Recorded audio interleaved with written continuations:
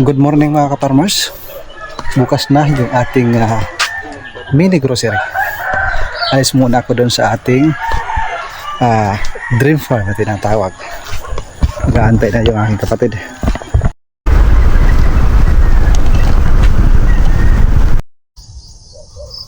Isang napakagandang umaga sa inyong lahat mga ka-farmers.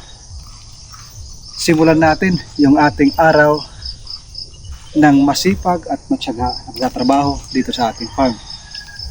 Kagabi, alas 6:30 na kami nang umuwi. Ito lang yung amin natapos. Magli-layout kami para malagyan ng buhos. Kasi gusto ko hanggang dito ng bubong, meron siyang simento. Dito naman yung pintuan. Para kung mayroon tayo mga gamit, mga tsinilas, nandito sa ibaba. Yung kakanto eh. Okay na. Sa part na ito, medyo mababa ng konti. Ito yung part na ito, elevated ng konti. Para pag umulan, hindi papasok yung tubig. Kaya medyo rough muna yung ating pinasiminto dahil pagdating ng tamang panahon, papalagyan ito natin ng tiles para malinis, maganda, at elegante yung ating triangle house. Pero ngayong araw na ito, maghuhukay tayo. Doon sa ginagawa nating azola pan, doon tayo maghuhukay. Pangatlong butas na ito, at yung lupa ilalagay natin dito. Nandito yung aking brad nagli-layout sa pangatlong azola pan. Tapos na? Dito naman yung pangatlong butas, simula dito hanggang dito. Mga 1.5 meters yung lapad. At yung haba naman, ilan ang estimate mo sa haba nito? Mag 10 meters? Hindi. Ito, 10 meters no? Harapan. Oo, yung haba. Ang haba. Yeah. Sige na, tali mo na. Tatanggalin muna yung mga damo para walang maisama na mga damo doon sa ating paglalagyan.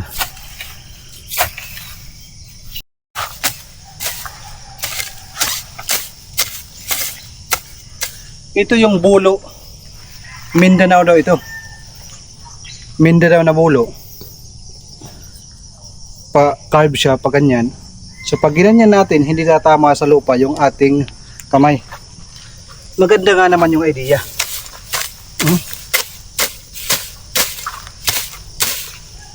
Kabilaan mayroong talim, pwede rin ganyan.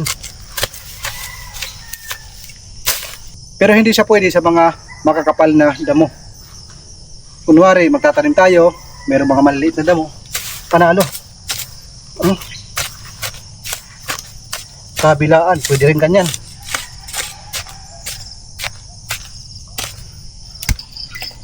Ito yung aming layout. Pinakapader. Dito kayo maglalagay ng peeling material. Dito sa part na ito, medyo mataas. Kaya kailangan ng lupa.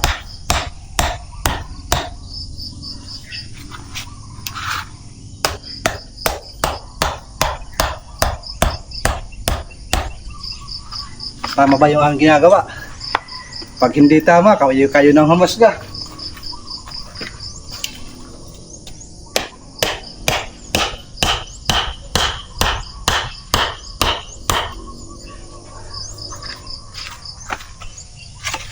Alas 4 pa lang, gising na kami dahil sa paghahanda papunta dito sa aming pinapangarap na farm. Ito yung aking naging for good business.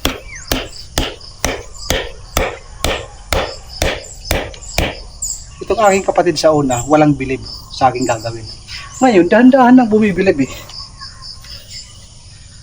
Nakikita niya na mayroong potential dito sa aming farming business na gagawin.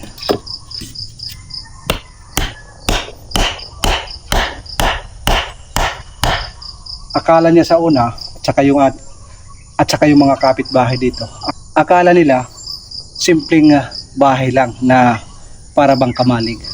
Pero nang nakita nila, sabi nila, kakaiba, Parang bahay ng Indiano.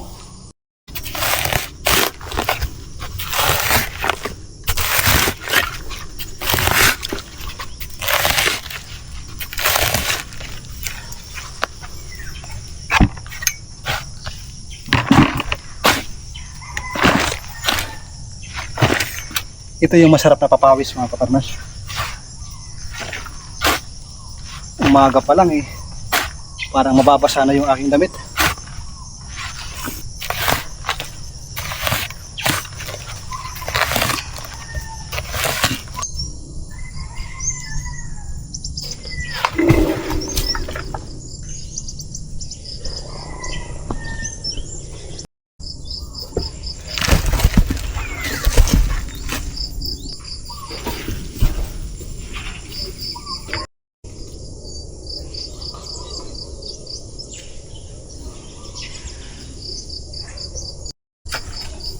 Tapos na kami maglagay ng peeling material. Papantayin namin at saka sisiksikin. At mamayang hapon, bubuhusan namin.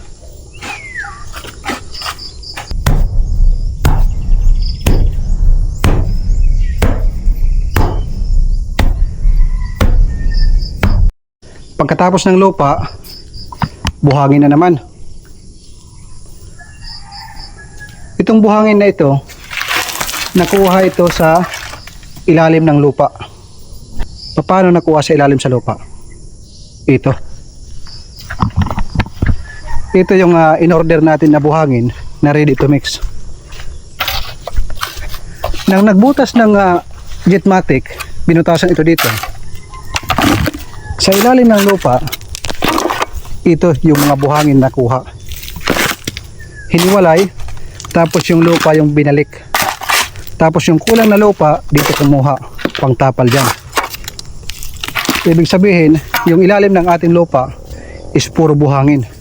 Dahil hindi pa nga nakakaabot ng 1 meter, buhangin na lahat ang nakukuha.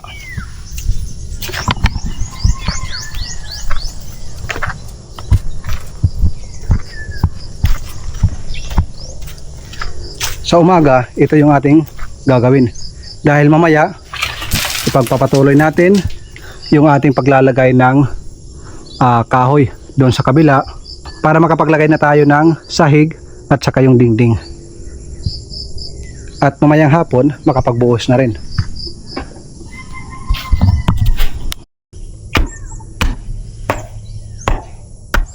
Para sa ating mga kaparmers na medyo kapos sa budget, katulad ko, pwede naman tayo mag DIY. Tulad ng aking sinasabi, kung kaya ng iba, kaya din natin yan. Actually, wala kami experience sa ganitong trabaho, sa paggagawa niyan. Pero kaya naman natin yan imaginein at kaya natin gawin yan. Nadepende na lang sa atin kakayanan.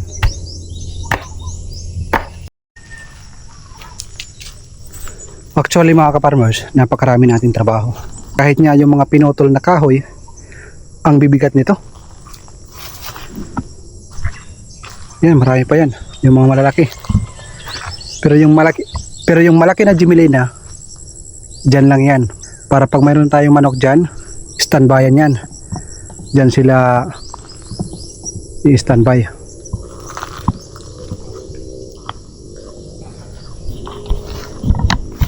Kita pa pinutol-putol ko yan.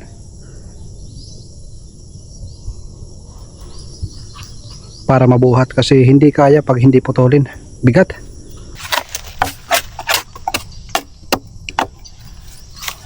Grabe mga kaparmers. 3 beses kami nag-try ng gagawing hagdanan. Ito yung una. Ito.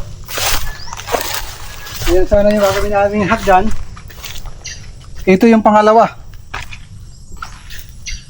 Pero hindi ako naging satisfied. Pasensya na ho kayo kung wala tayong damit. 2 na ang damit yung nabasa. Wala nang extra. Ito, yung last choice. Ito, hindi ito makikita, mga kaparmers. Sabi ng kapatid ko, pangit daw. Ito, ang makikita. Tapos babarnisan natin.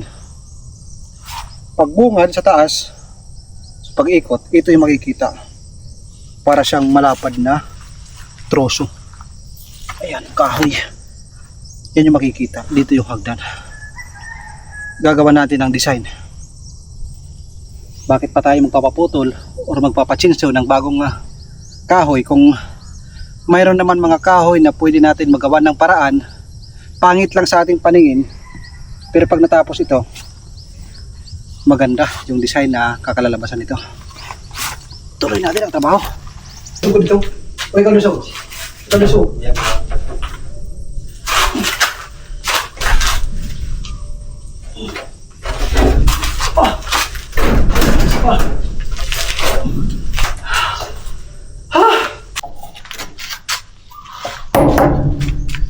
Meron na tayong hagdan mga ka-farmers. Nagawa namin ng paraan. Ang kulang na lang ito ay yung mga baitang, yung apakan. Tapos lalagyan natin ng parang brace. Para maging maganda, ang gagawin ko dito, tilihain. Hihintayin natin na matuyo. Pag natuyo, susunogin. Pag maitim na, lihain ulit. Tapos pag malinis na, lagyan natin ng varnish na natural. Napakaganda niyan. Parang antique yan. Tingnan.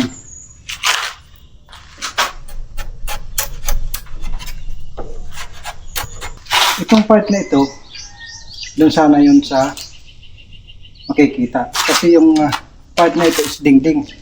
Hindi ito makikita. Pero sabi ko naman, mas mainam na yung buo na parang kahoy, parang natural, nandito sa likuran, o dito sa mas mainam na yung parang kahoy na buo pa siya, yun yung makikita para parang natural tingnan at itim ang kulay.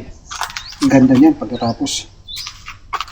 Simpleng kahoy pero magiging elegante ito. Antayin lang natin matuyo para pag sinunog talagang iitim siya. Para hindi matanggal yung itim at hindi madumi,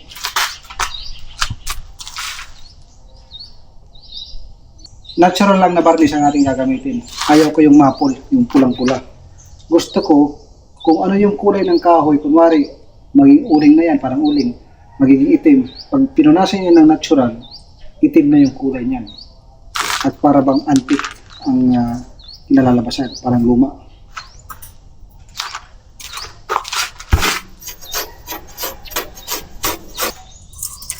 Mga ka-farmers, tuloy natin lalagyan ng papakuan ng dingding sa taas. Original itong aking mitros. Ito din yung ginagamit ko sa Qatar. Sira na nga oh. Improvise din.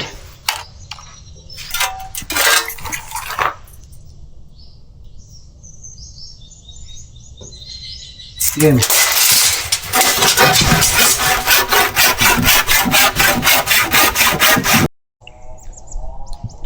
Ngayong umaga, ito yung ating natapos.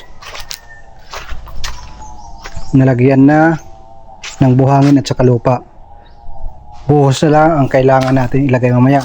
Mag-flooring tayo. At yung ating hagdanan, ito na. Lalagyan din natin ng buhos paikot dito sa puno. At ito pa sa kabila. Munti ka na matapos pero alas 12 na. Mga ka-farmers, ayan, 2 linya na lang. Pagkatapos nyan, dingding na lang ang kulang. Ayan na yung itsura ng ating triangle house.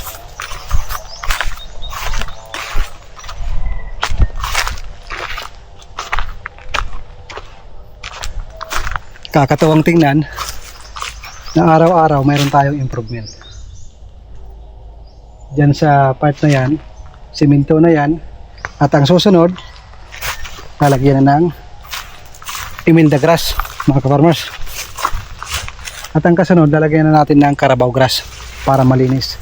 Ang gusto ko, mula dito sa likod, pa-circle, para magandang tingnan, at lalagyan natin sa gitna ng daanan. Gagawa tayo ng mga square na apakan. Pero dahil alas 12 na, uwi muna tayo para kumain. Wala nang lakas mga kaparmers. Nakakagutom. Ito yung bungad. Gusto ko itong malandscape. Mawala yung mga kahoy na yan. Kaso nga dahil dalawa lang kami, dahan-dahan lang. Ang importante, meron tayong ginagawa araw-araw. Yun yung pinaka main gate. Paano mga kaparmers? Uwi muna kami. Babalikan namin yan mamaya para sa pagsisiminto at para matapos yung mga dapat tapusin. Mamaya hindi ako sigurado kung makakapagtanim tayo ng mga gulay. Marami tayong buto na kailangan itanim. So paano mga kaparmers? Kita-kits mamayang hapon. Uwi muna kami para manumbalik ang aming lakas dahil nga oras na para kumain. Matulog ng isang oras at pagka 1:30 or alas 2 babalik na kami dito.